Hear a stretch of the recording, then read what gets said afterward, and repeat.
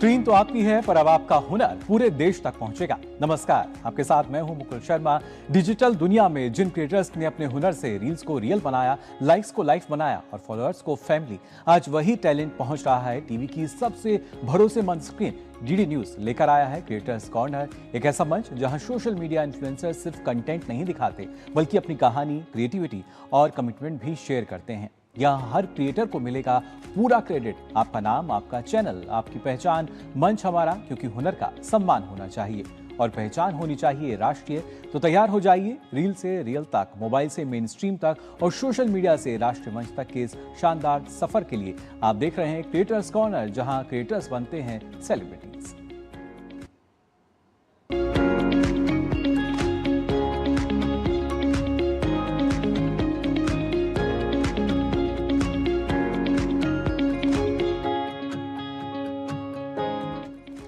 Creators corner में आइए बात कर लेते हैं पूर्वोत्तर भारत की। दरअसल भारत की सांस्कृतिक विविधता में पूर्वोत्तर की परंपराएं हमेशा अपनी अलग पहचान रखती आई हैं।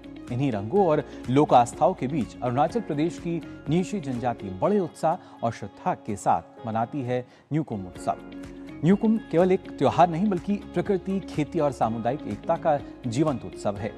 नीशी जनजाति की भाषा में न्योक का अर्थ है भूमि और कुम का अर्थ है सामूहिकता या एकजुटता। यानी ये पर्व धरती और समाज के आपसी संबंध का प्रतीक माना जाता है। हर वर्ष फरवरी महीने में मनाया जाने वाला ये उत्सव अच्छी फसल, समृद्धि और सुख शांति की कामना के लिए आयोजित किया जाता है। न्यूकुम पर्व हमें ये भी सिखाता है कि मानव और प्रकृति का रिश्ता केवल जरूरत का नहीं बल्कि सम्मान और संतुलन का भी है। तो आइए भारत की इस अनमोल जनजातीय विरासत और प्रकृति के प्रति समर्पित इस अद्भुत उत्सव न्यूकुम की सांस्कृतिक गरिमा को समझें और उसका सम्मान करें।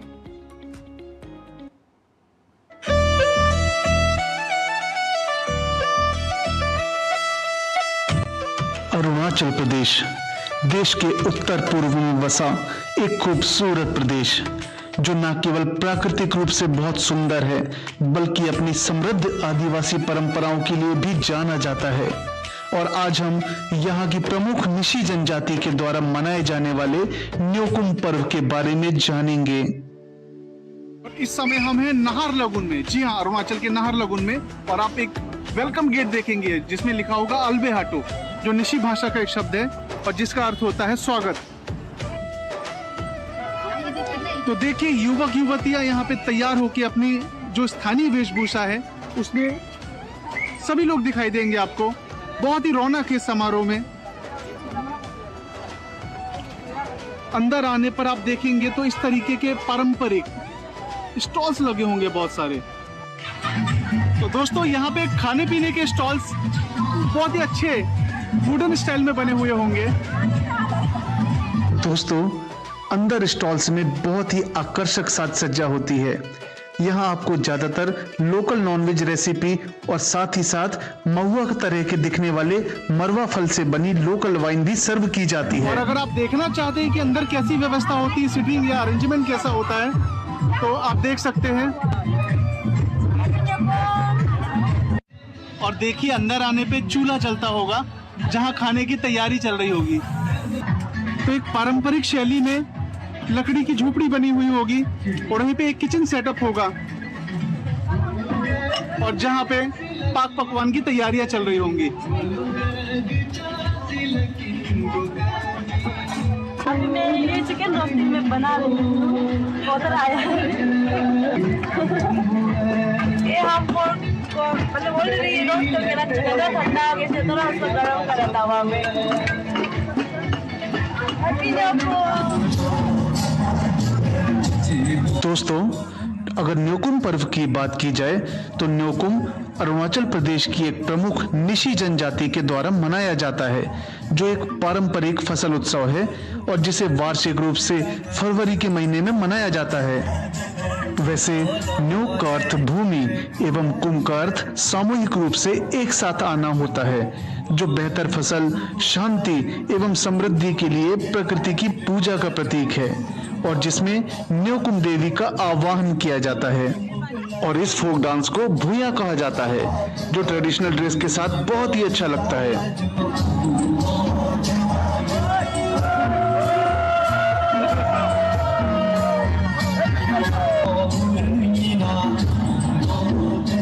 और अभी आप जो पीछे बांस की एक संरचना देख रहे हैं उसे युगांग कहा जाता है, जो धार्मिक अनुष्ठान का मुख्य केंद्र होता है और जहां मुख्य पुजारी, जिन्हें बुत न्यूब कहा जाता है, धार्मिक क्रिया संपन्न करते हैं और जिसमें अन्य पुजारी या जिन्हें गले न्यूब कहा जाता है उनकी सहायता करते हैं।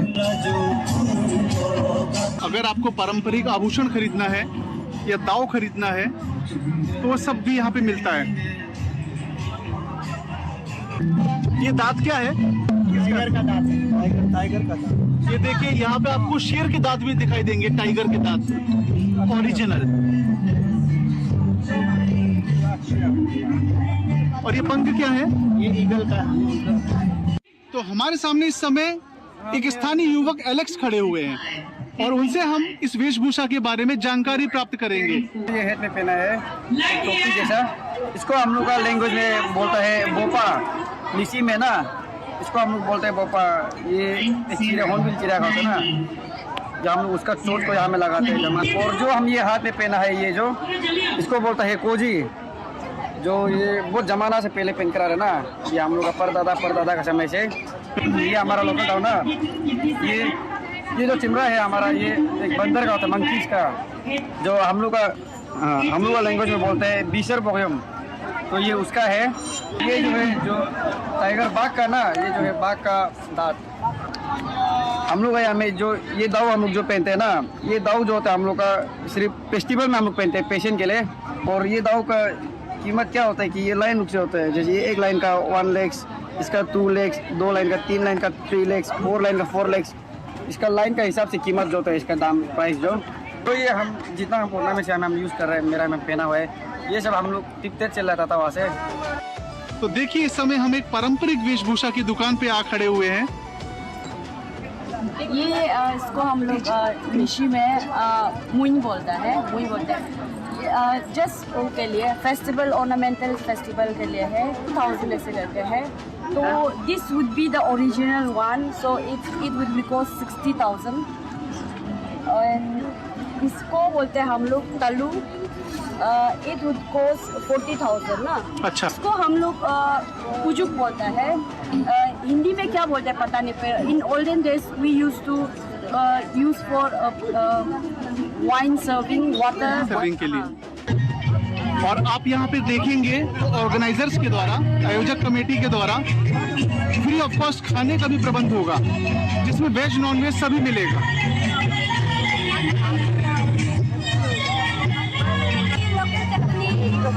बम्बू शूट्स, ये बम्बू शूट्स की बनाई गई लोकल चटनी है। और आप देखेंगे कि जिसके लिए एक लंबी लाइन लगी होगी, क्योंकि खाना निःशुल्क है।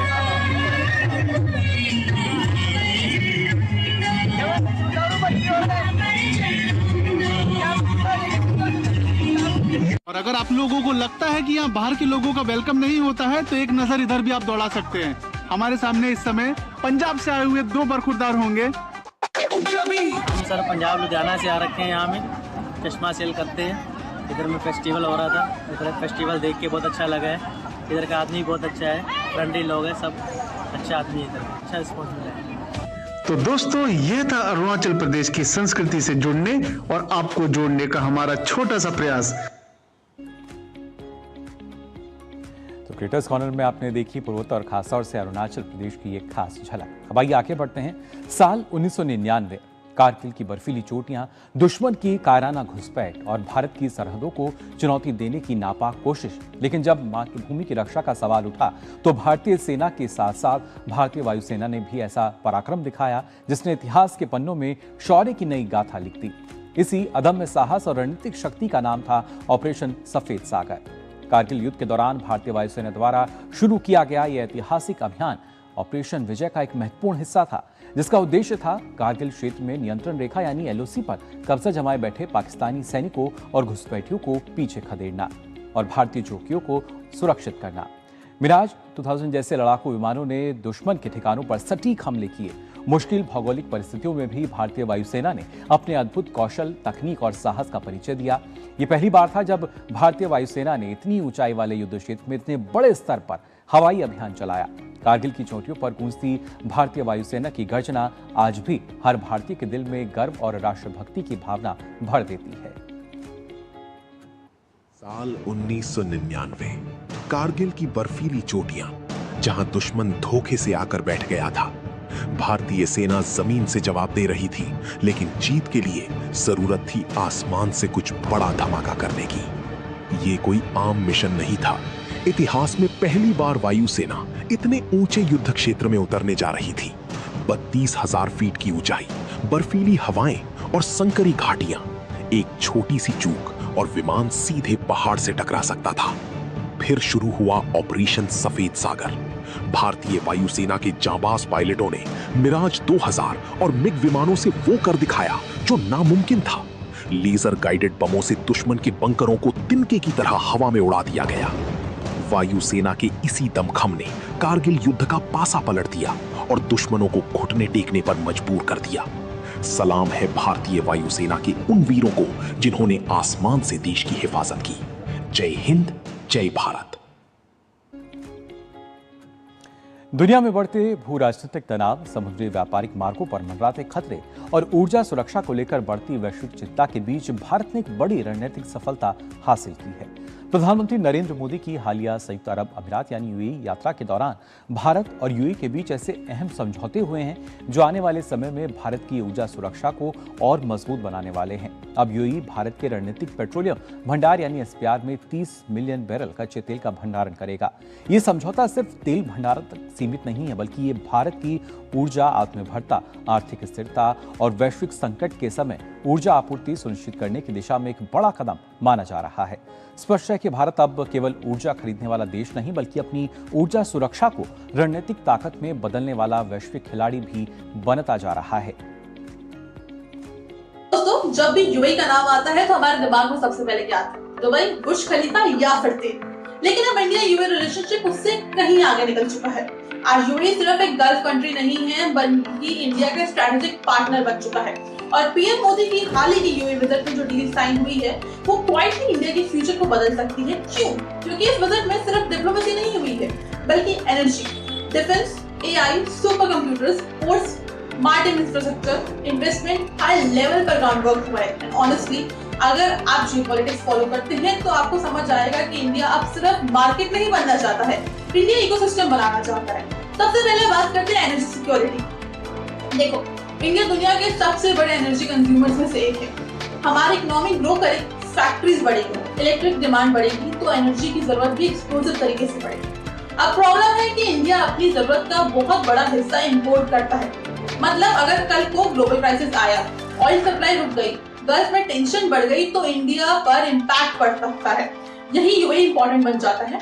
इस विजिट में इंडिया के स्ट्रेटेजिक पेट्रोलियम रिजर्व वाली कंपनी ISPRL और ADNOC के बीच एग्रीमेंट साइन हुआ है। सिंपल भाषा में समझे तो इंडिया फ्यूचर इमरजेंसीज के लिए तेल रिजर्व करके रख रहा है, जैसे कि कंट्रीज फूड रिजर्व रखती है। मतलब अगर कल ग्लोबल वॉर हो जाए, शिपिंग रूट्स बंद हो जाए, ऑयल प्राइसेस स्काईरॉकेट हो जाए, तब भी इंडिया के पास बैकअप रहेगा। और यही मैच्योर पावर की निशानी होती है। अब दूसरी बड़ी चीज, LPG सप्लाई, यानी जो गैस सिलेंडर आपके घर आता है, उसकी भी लॉन्ग टर्म सप्लाई सिक्योर करने पर भी एग्रीमेंट हुआ है। और ये छोटी चीज नहीं है, क्योंकि किसी भी सरकार के लिए सेंसिटिव चीज होती है। हाउस होल्ड इन्फ्लेशन, अगर LPG प्राइसेस अनस्टेबल हो गए तो उसकी सीधा असर मिडिल क्लास और गरीब परिवारों में पड़ता है। तो इंडिया बेसिकली फ्यूचर शॉक्स के लिए खुद को बचाने की प्लानिंग कर रहा है। और आते ही सबसे इंटरेस्टिंग पार्ट है AI और सुपर कंप्यूटिंग। ये वो सेक्शन है जिस पर शायद ही मेन स्ट्रीम मीडिया ने उतना फोकस किया होगा, लेकिन लॉन्ग टर्म में यही सबसे बड़ा गेम चेंजर हो सकता है। इंडिया के CDAC और यूएई की G24 कंपनी के बीच art explore super computing cluster बनाने की बात हुई है। अब सुनने में टेक्निकल लगता है, लेकिन इसका मतलब समझो। AI रेस अभी दुनिया में सबसे नई रेस बन चुकी है। जिस कंट्री के पास ज्यादा कंप्यूटिंग पावर होगी, वही सुपर फ्यूचर में AI models, defence solution, biotech research, cyber warfare और एडवांस टेक में आगे रहेगा। आज यूएस और चाइना इस रेस में सबसे आगे हैं और इंडिया अब क्लियरली पीछे नहीं रहना चाहता है। यानी इंडिया सिर्फ एक AI एप्स इस्तेमाल करने वाला देश बनना नहीं चाहता है, बल्कि AI इंफ्रास्ट्रक्चर बनाने वाला देश बनना चाहता है। और ऑनेस्टली यही डिफरेंस होता है कंज्यूमर नेशन और टेक्नोलॉजी पावर में। अब डिफेंस एंगल से समझते हैं। इंडिया यूएई के बीच स्ट्रेटेजिक डिफेंस पार्टनरशिप भी साइन हुई है। इसका मतलब है रिलेशनशिप सिर्फ डिप्लोमेसी तक सीमित नहीं रहेगी, वो development, defence manufacturing, technology sharing, इन सब पर भी काम होगा। और अगर आप ध्यान से देखें तो इंडिया पिछले कुछ सालों से स्ट्रेटजी फॉलो कर रहा है। फ्रांस के साथ डिफेंस टेक, यूएस के साथ सेमीकंडक्टर्स और रशिया के साथ एनर्जी, मिडिल ईस्ट के साथ लॉजिस्टिक्स और इन्वेस्टमेंट। इंडिया हर तरीके से पैरेलल पार्टनरशिप बिल्ड कर रहा है और यही मल्टी अलाइनमेंट स्ट्रेटजी इंडिया की सबसे बड़ी स्ट्रेंथ बनती जा रही है। अब एक और अंडररेटेड चीज, मैरीटाइम इंफ्रास्ट्रक्चर। गुजरात के वडीनार में शिप रिपेयर क्लस्टर बनाने की बात हुई है। अब आपको लग सकता है कि इसमें एक्साइटिंग क्या है, लेकिन समझो फ्यूचर वॉर सिर्फ बॉर्डर पर नहीं लड़ी जाएगी, ट्रेड रूट्स भी इन्फ्लुएंस होंगे। तो जो कंट्री पोर्ट्स, शिपिंग लेन्स और मैरीटाइम लॉजिस्टिक्स कंट्रोल करेगी वही ग्लोबल ट्रेड में पावरफुल होगी। इंडिया अभी उसी डायरेक्शन में जा रहा है एंड यूएई सबसे नेचुरल पार्टनर है, क्योंकि लॉजिस्टिक्स और पोर्ट्स में यूएई ऑलरेडी ग्लोबल जायंट है। और सबसे इंटरेस्टिंग बात पता क्या है, ये पूरा रिलेशनशिप सिर्फ सरकारों तक लिमिटेड नहीं है। यूएई में सबसे बड़ी एक्सपेट्रिएट कम्युनिटी इंडियंस की है, यानी इकोनॉमी से लेकर वर्कफोर्स तक दोनों कंट्रीज डीपली कनेक्टेड हैं। और इसी वजह से इंडिया यूएई रिलेशनशिप ट्रांजैक्शनल नहीं है, स्ट्रेटेजिक बन चुका है। तो ओवरऑल पिक्चर क्या निकलती है, ये सिर्फ एक फोटो ओपी नहीं था, ये एक्चुअली फ्यूचर प्लानिंग थी, एनर्जी सिक्योरिटी सिक्योर करना था, एआई इंफ्रास्ट्रक्चर बिल्ड करना था, डिफेंस इकोसिस्टम एक्सपेंड करना था, और पोर्ट्स और मैरीटाइम पावर बढ़ाना, फॉरेन इन्वेस्टमेंट अट्रैक्ट करना। इंडिया क्लियरली लॉन्ग गेम खेल रहा है और जियोपॉलिटिक्स में वही कंट्री आगे निकलती है जो 6 महीने नहीं बल्कि 20 साल आगे सोचती है। तो क्रिएटर्स कॉर्नर में आपने जाना किस तरीके से भारत बेहतर भविष्य के लिए लगातार आगे बढ़ रहा है, प्रयास कर रहा है। फिलहाल हमें भी आगे बढ़ना होगा, वक्त हो चला एक छोटे से ब्रेक का, जल्द लौटते हैं। चमकी चाट से क्या बना है? आलू चाट या फ्रूट चाट, स्वाद बनाए चमकी चाट, स्वादिष्ट पकोड़े और परेशान, अरे चमकी चाट है इसकी जान, चमकी चाट है इसकी जान, हर जुबान पे ये छाया। अब बताओ स्वाद आया? असली स्वाद सिर्फ चमकी चाट। मास्टर जी नमस्ते, 2 ड्रेसेस बनानी है, ठीक है? ऐसा कुछ। लेकिन मास्टर जी 4 दिन में पार्टी है, बन जाएगी ना पक्का? हो जाएगा। कैसे? फैशन चेंजेस हमेशा, उषा हमेशा।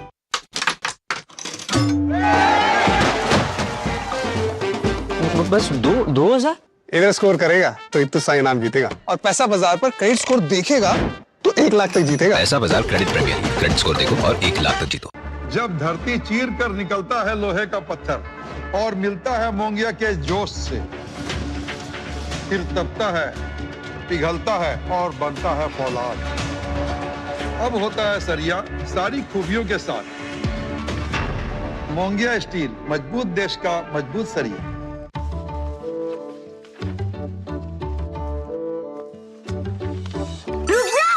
ये क्या है? असली नोट? ब्रो ये फटा है।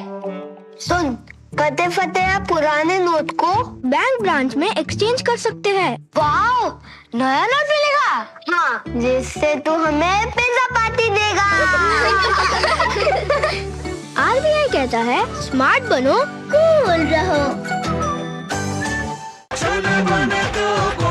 गोल्डी छोले मसाले, जहाँ जाएं रिश्ते बनाएं। गोल्डी लाए हैं फ्रेश लॉक टेक्नोलॉजी, जो रखे मसालों को हर समय फ्रेश। ब्रेक के बाद आप सभी का एक बार फिर स्वागत। आप देख रहे हैं क्रिएटर्स कॉर्नर। ओम नमः पार्वती पतये, हर हर महादेव, ये केवल एक मंत्र नहीं है, ये सनातन की आत्मा से निकली वो दिव्य ध्वनि है जिसमें शिव और शक्ति का अनंत मिलन समाया हुआ है।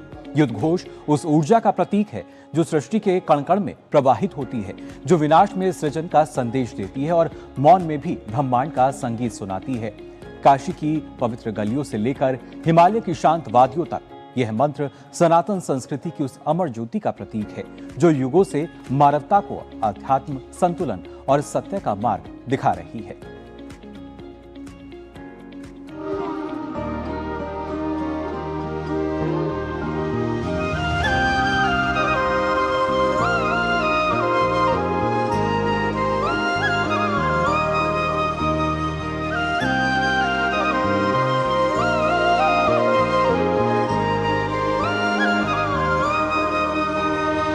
सौम्य हो तुम, शांत हो, डमरू का तुम नाद हो, चंद्रशेखर जटाधारी वीणा के फनकार हो, रौद्र हो विकराल हो, विश्व का संहार हो, गंगा जी के घाटों पर काशी विश्वनाथ हो। नमः पार्वती पतये हर हर महादेव, नमः पार्वती पतये हर हर महादेव, नमः पार्वती पतये हर हर महादेव।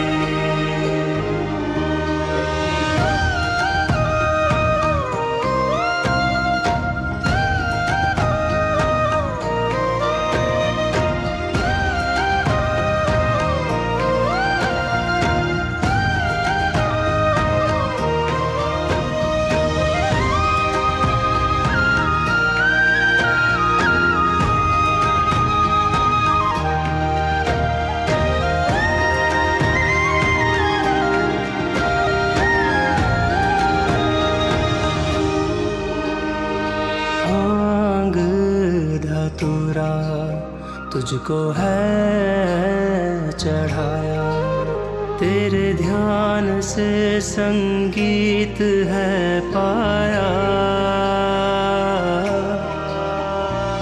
मन में हमेशा शिव तेरा नाम है समाया, भोलेनाथ शंकरा का यश गाया, मोक्ष हो तुम जीव हो तुम काल भैरव हो, आदि योगी आशुतोषम अर्धनारीश्वर, नमः पार्वती पतये हर हर महादेव, नमः पार्वती पतये हर हर महादेव, नमः पार्वती पतये हर हर महादेव।